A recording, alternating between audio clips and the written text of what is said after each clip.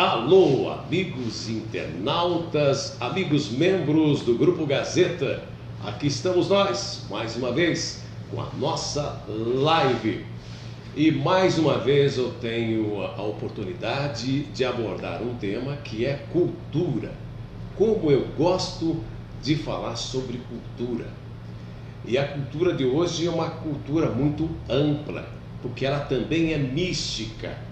Nós estamos recebendo hoje aqui nesse nosso programa, você que é nosso membro, já são mais de 10 mil, e a gente agradece por isso. Nós estamos recebendo hoje um escritor romancista, uma pessoa para mim muito especial e para muita gente. Meu amigo Sinésio Marçal Júnior, bem-vindo! E olha, e hoje é uma data especial, viu, João? O Sinésio está comemorando aniversário, e alegria! E nós estamos aí vivendo um momento de pavor mundial com o famoso vírus, né? O corona. Mas não se preocupe não, viu, Sinésio? Aqui a gente pode dar a mão porque já lavamos as mãos com bastante sabão. E o que não falta aqui é álcool. Álcool gel. Muito bem, Sinésio, que alegria. Estamos aí já há algum tempo aguardando você. O Sinésio, ele tem 22 livros já lançados. São 12 livros de sua autoria, né? E outros 10 em parcerias. Sim. Inclusive tem um livro, gente, que já ultrapassou fronteiras. Isso tudo começou bem lá atrás, né, Sinésio? Conta pra gente. Nós começamos, na verdade, os livros a partir de 2006.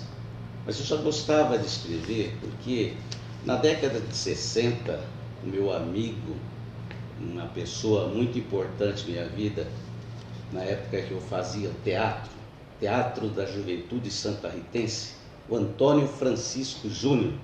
Não sei, você deve ter muita história junto com o Antônio Francisco. Certamente. Nós resolvemos escrever uma peça teatral. Opa. E essa peça teatral era O Garoto que, como eu, amava os Beatles e os Rolling Stones. Pelo título, isso foi lá na década de 60. Exatamente. E nós tivemos o maior sucesso. Foi o maior público que o teatro, que era na APA, teve. Foi fantástico.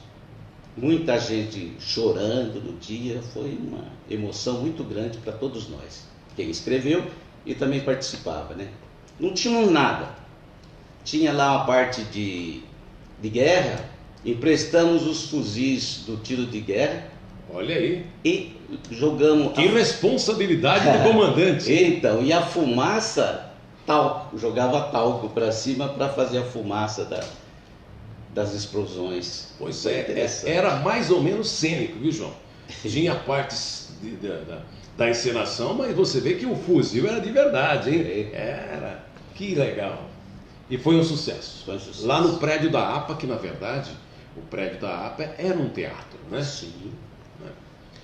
E me fala sobre esse seu livro que ultrapassou fronteiras, parece que está lá para a Europa fora. Como é que foi isso aí? Esse livro é um livro de poesias, nós fizemos algumas poesias e mandamos para lá, eles acataram, e justamente uma poesia que entrou nesse livro foi Roma. Quando eu estive em Roma, a gente participando de alguns eventos, eu acabei escrevendo Roma, e eles escolheram Roma para fazer parte desse livro. Foi muito importante para mim, né? A primeira vez que tem uma poesia transcrita no idioma italiano. Muito bom. O Sinésio é um romancista, como eu disse, mas que tem uma veia mística muito forte. Como isso começou, essa veia mística? Quando você descobriu esse lado? Porque ele, inclusive, ele é formado, viu, gente, em pedagogia, em filosofia e também ele é formado em... Ele é pós-formado? Não, ele é pós-graduado, gente, em teologia. A parte mística, quando você se envolve na parte religiosa, que eu participava muito em 68, nessa parte de 60, aqueles encontros que tinha de jovens, TLC, TLM, todos aqueles encontros, né? E essa era a época dos discos voadores, dos OVNIs, né? Aquela curiosidade, aquele encantamento para saber sobre o desconhecido, né? Sim. Então, começou nessa época. E só que eu não comecei a escrever os livros naquela época, mas guardei as informações justamente porque em 67, 68 houve aquela queda que eles falaram que foi um meteoro que caiu entre Santa Rita e São Simão na época. Eu me lembro, viu, João? Viu, gente? Eu estava dormindo, morava aqui na Rua Dalva, na Vila Carlos de Melo, e eu acordei de madrugada com aquele estrondo. Foi uma coisa assim que deixou todo mundo apavorado. O que será que aconteceu? Aí disseram que era um pequeno meteoro e tal, graças a Deus, né? Que era um pequeno meteoro, diziam, né? E que teria caído aqui na região de São Simão. Mas parece que não é bem isso não, né? Então, e nessa época, não escrevi, mas guardei as informações. E em 2006, então, eu resolvi começar a escrever as histórias. E começa no livro do Tempo. O livro do Tempo. É esse livro aqui? Isso. Esse livro aqui. Esse livro, ele tem fatos importantíssimos. Através deste livro, que tem alguns enigmas dentro dele, eu tenho o cálculo de escrever 32 livros. Só que você precisa... Tendo ele como base. Isso, como base. Você precisa ler o livro, que é um livro importantíssimo. Ele vai ter início um sonho, e desse sonho nós vamos ter a possibilidade de começar a descobrir essa parte mística, inclusive chegar nesse ponto do OVNI aí de São Simão, que caiu entre Santa Rita e São Simão. Que foi um enigma, até hoje, né? É um enigma. Até hoje, sinceramente, a gente não tem uma informação correta do que realmente significou aquele estrondo, né? Aí você vai encontrar um dos meus livros chamado O Segredo do Lago Negro. Esse Segredo do Lago Negro, praticamente, ele seria o livro que vai ligar mais dois, que seria uma trilogia, que seria O Segredo do Lago Negro, onde esse OVNI cai e abre um buraco e cria um lago. Depois tem todas as informações, não vou contar nada, porque né, a pessoa vai ter que ler o livro. Não, vai ler o livro e vai se sentir bem. Depois desse tem o Enigma Itaoca. O Enigma Itaoca, ele vai dar sequência em uma das histórias do livro. Esse Itaoca que você fala é a fazenda Itaoca, né? Aqui nas proximidades aqui da Estrela, por aí. Da Estrela. Sim. Ali tem uma parte muito importante, mística, que foi muito usada ali. Então, esse livro, o Enigma Itaoca, faz parte. E o terceiro livro que vai completar essa trilogia aí seria o Portal da Itaoca. Que eu complemento, né? Portal da Itaoca. Todas as histórias dos livros, elas são, você pode ler, elas são praticamente independentes, mas ligadas em si devido ao teor da matéria colocada, entendeu? Então, por exemplo, se você pegar um livro, A Senda, ou Eu Vivi a Caminhada, né? Eu Vivi a Experiência da Senda, que é outro livro meu, você vai ter histórias que vão acontecendo durante a caminhada. E essas histórias são todas, parecem místicas, parecem que não existem, que é impossível aquilo acontecer, mas são histórias colhidas dentro das pessoas que moram em Santa Rita. Santa Rita, Doni, é um centro de energia tão forte que atrai místicos de todo o mundo. Eu queria até comentar isso e te questionar sobre isso, porque eu não sou sensitivo, viu, gente? Mas eu sou uma pessoa espiritualizada, graças a Deus. Mas eu sinto uma energia positiva todos os dias. Eu tenho meus negócios, minha empresa em Porto Ferreira, moro aqui em Santa Rita, mas todo dia, quando eu começo a subir a Serquinha de Abreu, eu sinto algo muito leve, muito agradável, muito prazeroso. Sinto no ar, né? Sinto no movimento das nuvens. É sobre essa energia que você está falando? Eu não vou entrar nesses detalhes, aprofundar esses detalhes, porque eles levariam a conclusões errôneas, certo? Mas quando você lê o portal de Itaoca, que está mais ou menos na direção ali da Zequinha de Abreu, você vai entender mais ou menos o que eu estou deixando de falar para você. Olha aí uma notícia boa, olha, acabamos de ficar sabendo aqui, temos um internauta te assistindo, nos vendo lá na Inglaterra. Muito obrigado. Esta é a vantagem dessa ferramenta fantástica, né? Muito obrigado aí. Obrigado ao mundo inteiro. Bom, e me fala sobre a caminhada mística. Aliás, você já me convidou várias vezes, não tive oportunidade, mas eu estou muito propenso, muito inclinado no próximo evento, se você me convidasse, porque eu não sei se são só apenas convidados, de participar. Porque eu sei que é algo assim extraordinário e que faz muito bem espiritualmente, muito bem para as pessoas. A caminhada mística, ela acontece uma vez por ano, no último domingo do mês de abril. Acredito que esse ano não vai acontecer, porque nós estamos com um problema muito sério com o coronavírus aí, talvez a gente não vai poder dar sequência nesse trabalho, mas vamos fazer com que ela aconteça mais para frente um pouco. Sim. Mas a caminhada mística, todas as coisas que foram feitas nesses meus livros, eu tenho que vivenciar. Então eu tinha que escrever a senda, que é a caminhada, mas para escrever o livro eu teria que caminhar os 16 quilômetros e sentir o que aquela região me traz de importante, de energia, entendeu? Então, nesse caminhar, eu ia pegando informações, histórias das pessoas de Santa Rita, que encaixavam no perfil do local, e fazia então a inclusão dessa história. Então, a senda foi feita desse jeito. Então, tem várias coisas importantíssimas lá, que você vai perceber que é uma realidade totalmente diferente da que a gente observa.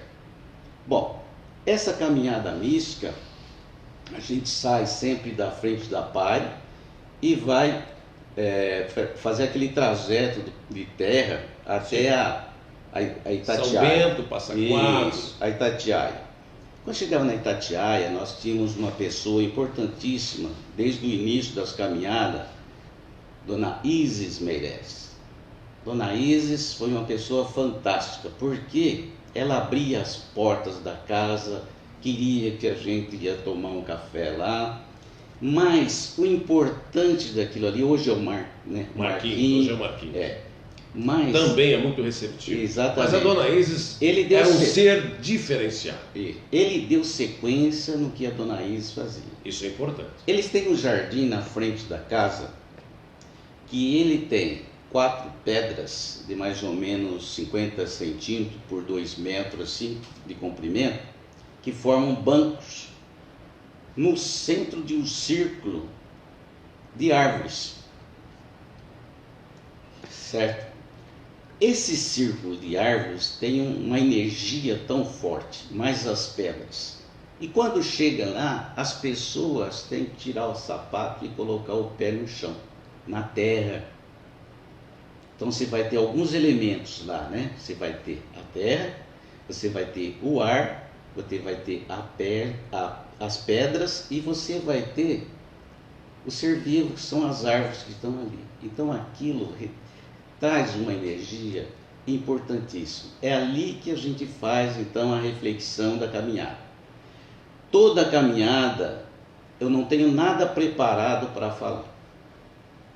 Eu capto o desejo das pessoas durante a caminhada, desde a Paia até Itatiaia. Quando chega lá para a gente fazer isso, então eu faço uma palestrinha. É rápida, mas uma palestrinha que vai fazer com que as pessoas percebam que elas são importantes, que elas têm importância na vida que elas vivem. E aí depois, quando elas saem de lá, elas saem outras pessoas, até o final da caminhada, sai mais leve, o caminho já não pesa mais, tão bem leve.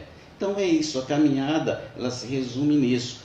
Não tem idade, pode ser criança, adulto, idoso, não tem problema, porque nós temos... É uma caminhada suave, né? Bem suave. E quando as pessoas começam a andar rapidamente, nós pedimos para parar, para andar mais devagar. Lembrando, Sinésio, que não se trata de uma caminhada de cunho religioso. Não. É mística. Não. Né? Ela é ampla. Ela é ampla. Né? Cada um que abra a sua mente, né? E viaje. Certo. É isso? E essa caminhada tem 16 quilômetros. 16 quilômetros. Ela termina exatamente ali na sede da fazenda Não. Ou ela vai para frente? Ela vai para frente. Ela vai até no Morro da Pedreira, certo? No Morro da Pedreira. Então, nós temos aqui que agradecer algumas pessoas que fazem, que dão apoio para nós. Nós temos as pessoas, o pessoal que trabalha na prefeitura, no setor de turismo, o prefeito municipal e a prefeitura que dá o apoio dos ônibus para levar as pessoas do último ponto da caminhada até o sítio do Lauro Lopes do Prado, o MUT, que ele cede a propriedade dele para a gente fazer o almoço, e o sindicato rural com seus funcionários, toda aquela equipe deles, que estão há uns 3 anos já bancando o almoço do pessoal. Que legal. Então é bancado por eles. Então, quem participa da caminhada não tem despesa nenhuma. Essa caminhada, você falou dessa logística, desse apoio com o ônibus. Isso para o retorno, no caso, né? Porque toda a caminhada vai até lá até os 16 quilômetros. Até os 16 quilômetros. Então, o retorno é feito com esse veículo. Os ônibus pegam a gente nesse último ponto, que é a Pedreira, e eles levam a gente para almoçar. Depois do almoço, eles trazem a gente para Pai, onde a gente desce e termina o dia mais ou menos em torno de 3h30 da tarde.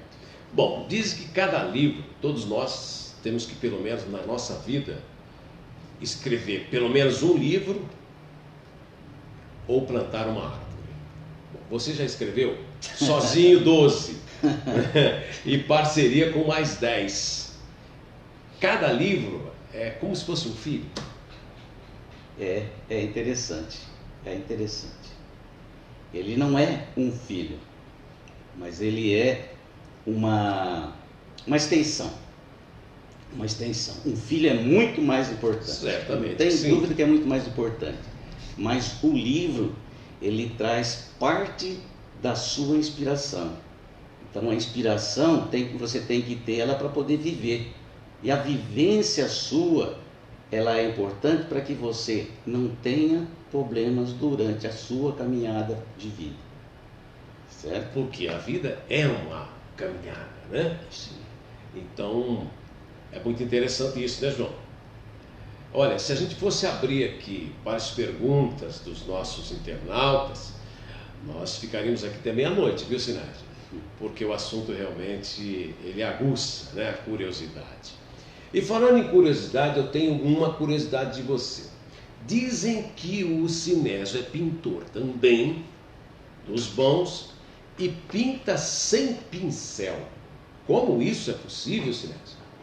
Não, você sempre tem que ter um início. Meu início, eu comecei com o Márcio Banet, um pincel e tal. Mas agora eu deixei. Você tem um bom professor, não precisa mais, talvez, da ajuda dele para você caminhar. Então agora eu resolvi fazer um outro tipo. Eu uso espátula. Estou pintando com espátula agora. É mais rebuscado, mas é um tipo de trabalho que está me dando prazer de fazer. E essa pintura ela é feita com tinta ou a tinta misturada com uma certa textura, com um certo material? Não, é com tinta óleo tinta mesmo. mesmo? Tinta óleo Com mesmo. tinta, Você pode mas fazer, utiliza espátula. você pode fazer com tinta óleo ou tinta acrílica. Também, tinta acrílica você pode dissolver ela na água. E a outra não, você tem que ter já um preparado especial para dissolver. Bom, dos 22 livros você nos trouxe hoje aqui 2, né? Tá aqui. A gente gostaria muito que você tivesse trazido uma das suas telas, mas já fica intimado a fazê-lo da próxima vez, uma vez que nós já vamos ficar aí na expectativa do seu retorno, Sinésio, porque estar ao seu lado é muito gratificante, né? Você sempre, desde o tempo que trabalhava na prefeitura municipal como escriturário, você e a esposa, você já transmitia essa energia tão gostosa. Mas antes da gente encerrar, me fala sobre A Geada Não Volta Mais, que é um dos seus livros. A Geada Não Volta Mais é a história da família do Walfritz Hortmann Bethger. O alemão. Isso. Também conhecido carinhosamente como Professor Pardal, que ele era muito criativo, né? Então, para escrever sobre ele, eu tive que buscar algumas informações, começando lá atrás, com o Ben Klein, que começou a família ali. E esse pessoal que veio da Alemanha naquela época, eles iam direto aqui em Santa Rita, para a Bela Paisagem. A Bela Paisagem, na época, se plantava muito café na região inteira. Aqui. Foi uma das maiores produtoras, se não a maior, do município por um certo período. Ela beneficiava todo o café da região. Então era um centro que tinha lá muita gente que morava lá, tinha colônias, né? Esse pessoal vinha e morava lá. E muitos imigrantes alemães e seus descendentes. E a história vai começar daí. Também não vou te contar, mas ela é importante. Mas eu vou ler o livro. Eu vou falar para você, A Geada Não Volta Mais. Ela só tem essa frase durante o livro inteirinho. Tá? Essa frase é a única no livro inteiro. Então você vai ter que ler o livro para saber o que quer dizer a geada. E desvendar esse enigma da geada que não volta nunca mais. Meu amigo Sinésio, mais alguma informação que você gostaria de passar para esse público imenso? São mais de 10 mil membros do Grupo Gazeta e a gente crescendo graças a, eu não diria entrevista, isso aqui não é entrevista, isso aqui é um bate-papo, um papo cabeça, né? Recebendo pessoas como você. A única coisa que eu gostaria de dizer para você, para as pessoas todas, que na parte mística que você falou aí, queria que as pessoas entendessem uma forma bem simples, que seria a parte esotérica e exotérica, certo? Esotérica e exotérica. Exotérica. Qual a diferença de uma para outra, Sinésio? Exotérica é quando você fala a parte externa, tudo Exotérica. que não está dentro de você. E esotérico é quando você fala das coisas que são íntimas, são suas. Um exemplo bem simples que eu digo é o seguinte, para você ver essa comparação, você tem uma casa, você está dentro da sua casa, tudo que você tem dentro da sua casa é esotérico. É um exemplo que eu estou dando, uma comparaçãozinha simples. Tudo, depois que você sai de dentro da casa e vem para a rua, tudo que você vê ali é o exotérico, certo? Então, quando você sai da sua casa, você vai viver uma vida de aparências. É fora, vai viver o outro, não você. Agora, quando você está dentro da sua casa, você vai viver as suas coisas, tá? A sua cama, o seu banheiro, a sua cozinha, a sua comida, certo? Mas você vai pegar isso e transformar agora no seu corpo. Então você tem que ter uma chavinha do seu corpo, aqui do seu coração, abre entra dentro dele e você vai descobrir a sua parte esotérica. Tá? Quando você fecha essa porta e sai para fora, que você vai viver com os outros, você está vivendo a parte exotérica. É um exemplo simples, mas eu acho que vale a pena falar para as pessoas. Então nós vamos viver mais de forma esotérica, né? É uma forma simplista, mas muito sábia de explicar uma coisa da outra. Porque uma coisa é uma coisa, outra coisa é outra coisa. Meu amigo Sinésio, que prazer te receber. Parabéns de novo pelo seu aniversário. Obrigado. Tá? Receba o nosso carinho de todo o nosso público. Muito obrigado.